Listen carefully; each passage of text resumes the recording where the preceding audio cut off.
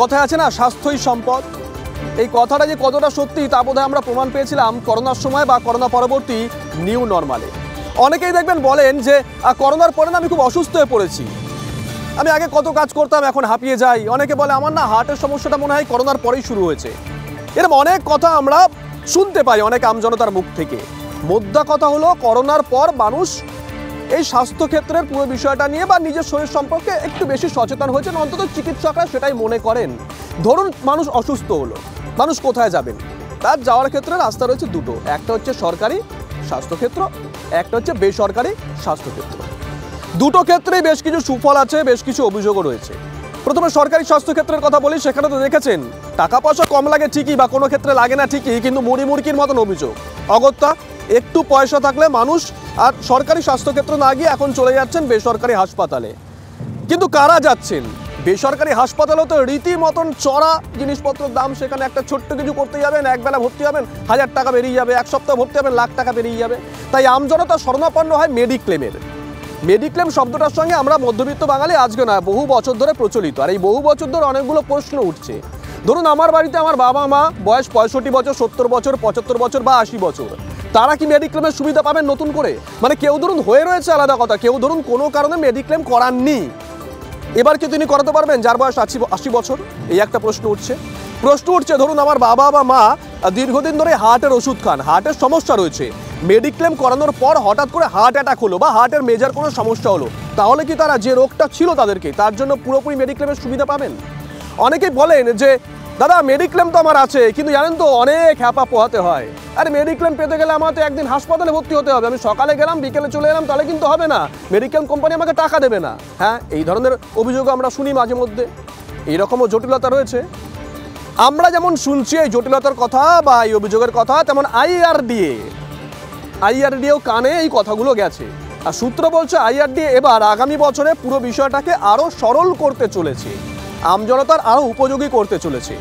এখন কোন কোন সুবিধা আপনি পাচ্ছেন কিংবা আগামী দিনে কোন কোন সুবিধা আপনি পেতে পারেন, সব তথ্য দেবো আগামী 8 ঘন্টায়। এই মুহূর্তে আমি যেমন রয়েছি বাইরে থেকে, আমার সঙ্গে রয়েছেন আমাদের সহকর্মীরা মঞ্জিরা এবং তন্নিষ্ঠা রয়েছেন স্টুডিও থেকে, বাইরে থেকে আমাদের সঙ্গে রয়েছেন আমাদের সহকর্মী জ্যোতির্ময় এবং সৌরভ দত্ত, এবং রয়েছেন অর্থনৈতিক বিশেষজ্ঞ অনির্বাণ দত্ত। প্রত্যেকেই স্বাগত। প্রথমে একটু জ্যোতির্ময়ের কাছে যাই। জ্যোতির্ময়, যে কথা বলছিলাম, আইআরডি তো পুরো বিষয়টা দেখছে, তাদের আতশ কাছের নিচে রয়েছে, তারা এবার কি করতে চলেছে, কতটা সরলীকরণ করতে চলেছে পুরো বিষয়টাকে?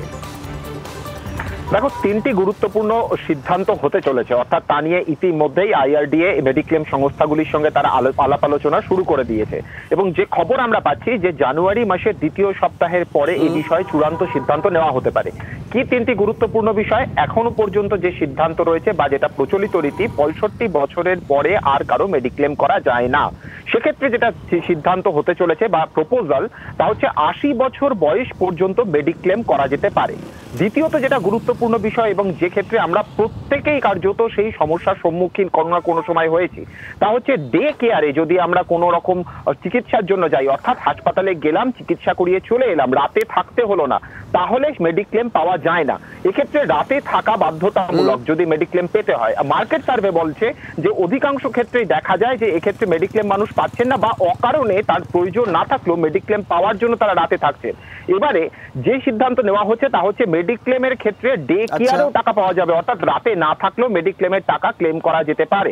তৃতীয়ত সিদ্ধান্ত, এক্সিস্টিং যদি কোনো রোগ থাকে, অর্থাৎ প্রি এক্সিস্টিং রোগ থাকলে সেটা মেডিক্লেমের আওতায় প্রাথমিকভাবে আসে না, তার 3 বছর পরে তা মেডিক্লেমের আওতায় আসে। সেটা সরলীকরণ করে 1 থেকে 2 বছরের মধ্যে তা করা যায় কিনা, অর্থাৎ 1 থেকে 2 বছরের মধ্যে প্রি এক্সিস্টিং রোগকে তার আওতায় আনা যায় কিনা, সেই বিষয়গুলিকেও ভাবনা চিন্তার মধ্যে রাখা হচ্ছে। এর পাশাপাশি কিছু স্পেসিফিক ডিজিজ, সেগুলোকে আলাদা করে মেডিক্লেমের আওতায় আনা যায় কিনা তা নিয়েও কিন্তু প্রপোজাল সামনে এসছে। একদমই নজর থাকবে জ্যোতির্ময়। জ্যোতির্ময় থেকে আমরা শুনলাম। এবার আমাদের আরো এক প্রতিনিধি আমাদের সঙ্গে রয়েছেন সৌরভ দত্ত, তার সঙ্গে কথা বলি। তার আগে আরো একবার আপনাদেরকে জানিয়ে রাখি, এই যে মেডিক্লেম, তাতে 2টি জরুরি বদল আনার ভাবনা বীমা নিয়ন্ত্রক সংস্থা আইআরডিএর। মেডিক্লেমে বড়সড় সুবিধা দেওয়া হতে পারে প্রবীণদের। সৌরভ, এই যে একটা বড়সড় চেঞ্জ আসতে চলেছে, প্রবীণদের সুবিধা দেওয়া হতে পারে, সেটা খুব ভালো কথা। কিন্তু যারা অলরেডি মেডিক্লেমের আন্ডারে রয়েছে, যাদের মেডিক্লেমটা রয়েছে, একটা যদি বড়সড় চেঞ্জ, একটা যদি বড়সড় শিফট হয়, সেখানে কোথাও কোনো সমস্যা হবে না তো? সেইটা সহজ সরল পদ্ধতিতে কিভাবে প্রসেসটা আগে এগোবে?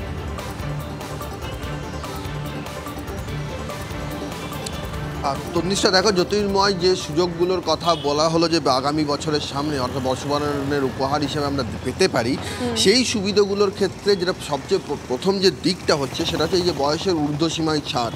অনেকে 40 বা তার ঊর্ধ্বসীমার পরে 60 বছরের পর এসে তারা ভাবেন যে হয়তো মেডিক্লেমটা করতে পারতেন, কিন্তু তখন আর সুযোগ নেই। সেদিক থেকে তারা একটা বড় সুযোগ পাবেন, কারণ সকলের পক্ষে সরকারি হাসপাতালে পরিষেবা নেওয়ার, বিনামূল্যে পরিষেবা নেওয়ার ঝক্কি সামলে চিকিৎসা করানোটা সম্ভব নয়।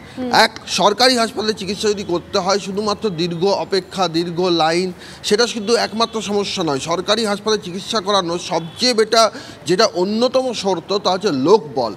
সরকারি হাসপাতালে যিনি চিকিৎসা করাতে আসবেন তার কিন্তু লোকবল অত্যন্ত জরুরি, অর্থাৎ কে থাকবেন, সর্বক্ষণ হাসপাতালে একজনকে থাকতে হয়।